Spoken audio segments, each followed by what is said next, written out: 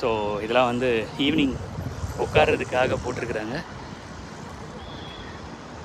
So night வந்தால் ரொம்ப லைட்டிங்கோடு ரொம்ப அழகாக இருக்கும்னு நினைக்கிறேன். இதில் நம்ம இப்போ பிரிட்ஜை தாண்ட போகிறோம். நான் காமிக்கிறேன். எல்லா இடத்துலையுமே வெர்டிக்கல் கார்டன்ஸ், மரத்தில் எல்லாமே.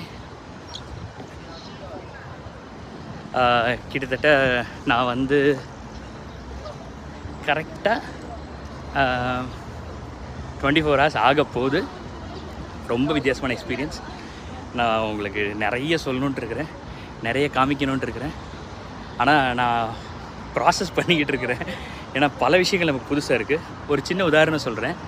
இப்போ இந்த மாலுக்கு மேலே இருக்கிற இந்த எல்லா பிளாட்ஃபார்மும் தரையும் மரம், இது எல்லாமே மரம்.